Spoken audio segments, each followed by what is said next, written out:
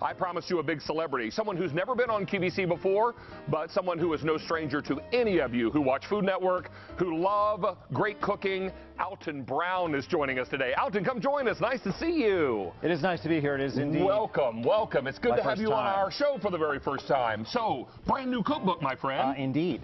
Brand new. It's, gosh, my first one in about 5 years. Well, you've been busy doing a few other things like Cutthroat Kitchen, Good Eat. I've been busy. Kitchen Stadium, or Iron Chef, rather. So, yeah. all those great things. Now, this book is all about the kind of everyday foods that you love at home. Is that right? This is my home recipes, basically. If you came to my house and had breakfast, lunch, or dinner, this is what you would eat. And well, over 100 recipes inside the book, and all of these are signature Alton Brown with some great. All of these are signature Alton Brown with some great witticisms with every single recipe. I love your General's fried chicken. I understand you love it too.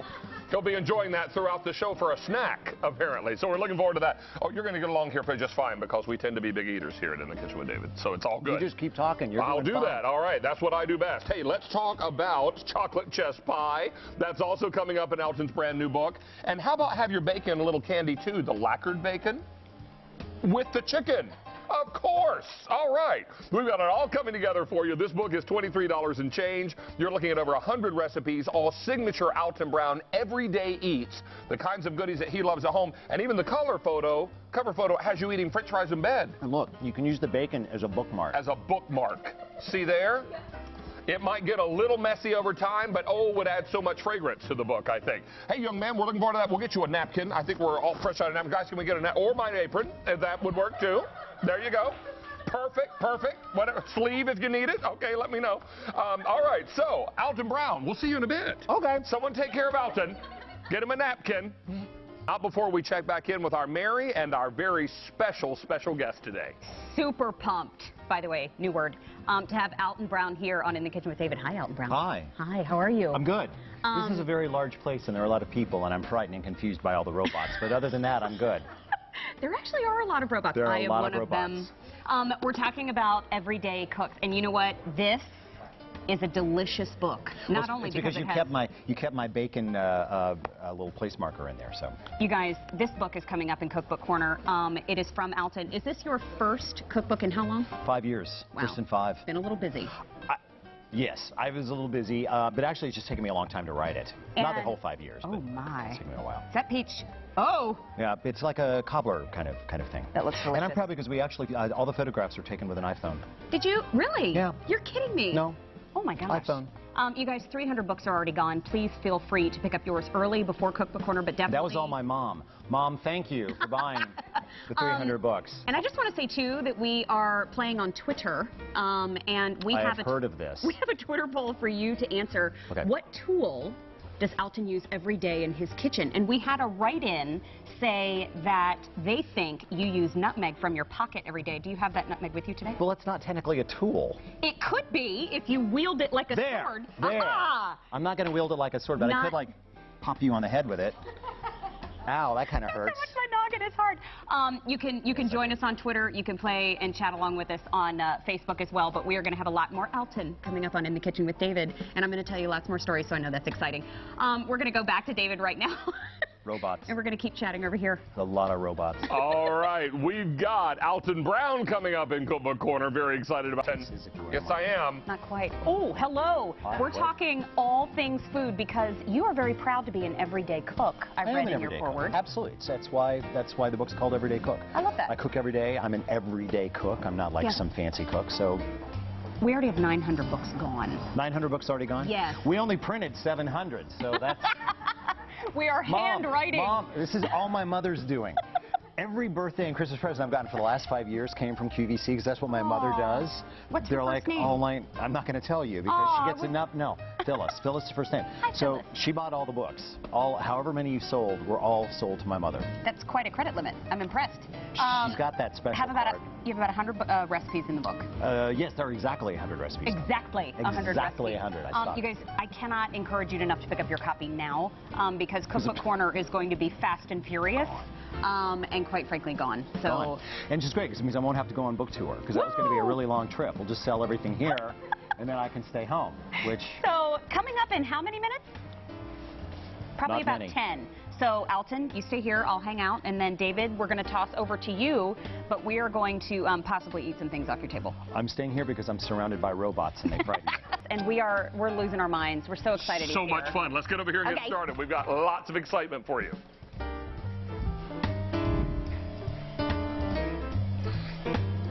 Well, let me tell you that this name and the man that you're about to meet is not unfamiliar to any of you, because if you watch Food Network any amount of time, you're familiar with Good Eats, you're familiar with Iron Chef, you're familiar with Cutthroat Kitchen, and you're also familiar with the man, the legend, Alton Brown. We're excited to be able to bring his first ever cookbook to QVC. Not his first cookbook, but the first one ever on QVC, and the first one that he's written in now 5 years with his very busy schedule with a lot going on. This is an exciting opportunity to take a peek inside Alton's own personal kitchen, because these recipes are his everyday eats. Let's welcome him in and let you know that already over 1,400 books are gone. Alton Brown, welcome, sir. Thanks very much. Nice to have you here. This is such an honor. Thank you. Really, really exciting. And you know what? This is something so exciting because when we watch you on Food Network, you are a virtual food encyclopedia. You know so much about food. I'm embarrassing you, I know. But this is the kind of thing that you pride yourself on. You know a lot about food. You know a lot about ingredients. I like to teach. And you like to teach, exactly. But this book is a glimpse inside your own kitchen.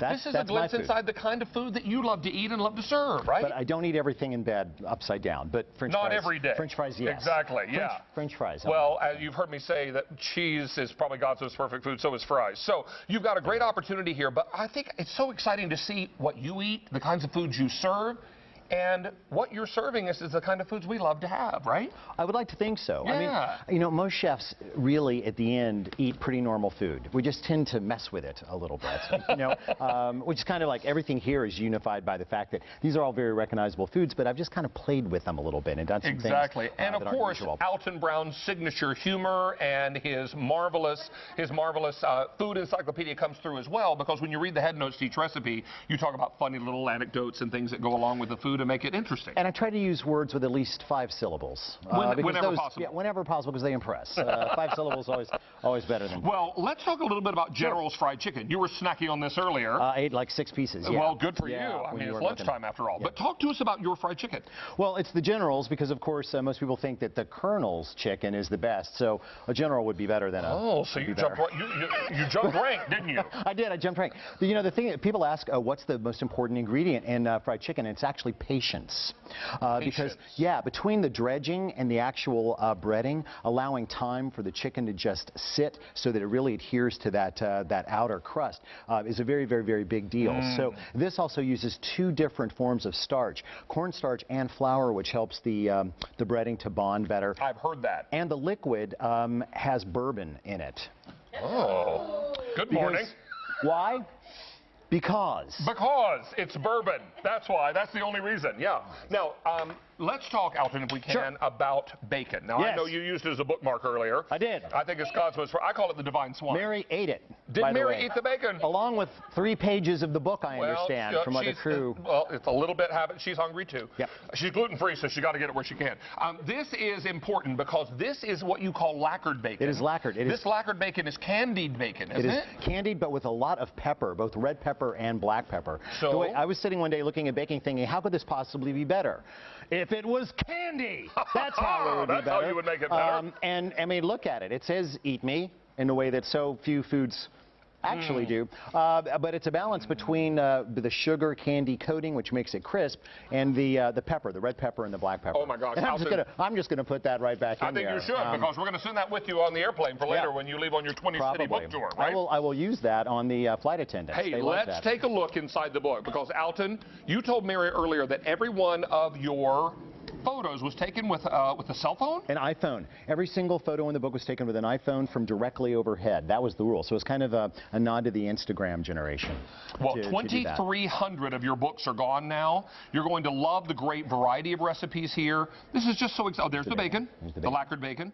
So easy to do, and you really kind of make this kind of cooking easy for all of us to follow, don't you? Well, because it kind of is. You know, making food easy is usually about the way recipes are written. Correct. It's not really that the food is ever complicated, it's usually that the recipes are written in a very complicated way. And because this is stuff that I make pretty much every day, you know, it was just a matter of trying to communicate that in a way that would make it easy for, we've for got people's to everyday talk lives. about meatloaf because this is classic comfort food. Tell us about your meatloaf. Well, my meatloaf's a little different because, number one, instead of using a binding agent like oatmeal, I just cut to the chase and crumble up potato chips. So this is held together with potato chips, and then once it's glazed, it's smoked. I cook this in a smoker, so it's like a combination of barbecue and meatloaf at the same time. We have quite a few smokers sold on QVC, so a lot of you could make this smoked meatloaf at home, right? You can smoke it and then completely cook it in the smoker, which is what I do, and I think that kind of ups it. You know, meatloaf is and also uses several different kinds of meat.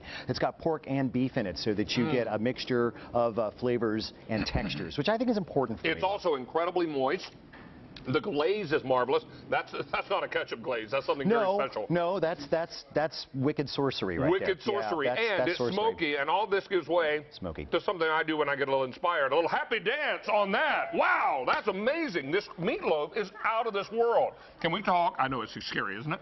Let's talk about your chess pie. Okay, chess pie. Here we go. I can talk about chess pie. You know, chess pie is a southern standard. The interior of a pecan pie is a chess pie, technically speaking. True. But I decided to turn it into the base for a chocolate meringue pie. And here's the thing. A lot of people have a problem with chocolate meringue pie because it's usually set with starch, which makes it weep and get goopy. Right. This one's not, because chess pies are set with eggs, so it's more of a custard. It's also a very, very intense flavor. I put nuts in the crust and very often chocolate nibs in the actual meringue. So this is like, if you're going to eat one pie a year, this would probably, for me, it would be this It's pie. what you want to go, and I love that you have the chocolate nibs in the meringue because the meringue sometimes can be a great big fork full of nothing. Fork full of nothing.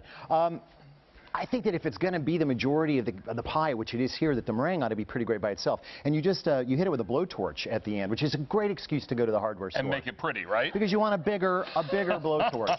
Everybody here working on the floor knows the power of a blowtorch. Exactly. Simply And real quickly before we wrap up, bread pudding. Bread pudding, that is a bread pudding that has a fair amount of bourbon in it. And I like to think that mine's a little different because I actually use several different dried fruits. And it's dried cherries that are really the kind of secret ingredient in that particular one. And tell me about this chicken salad. This is your big fat Greek chicken salad, is that right? Yes. Well, after the movie Big Fat Greek Wedding. Sure.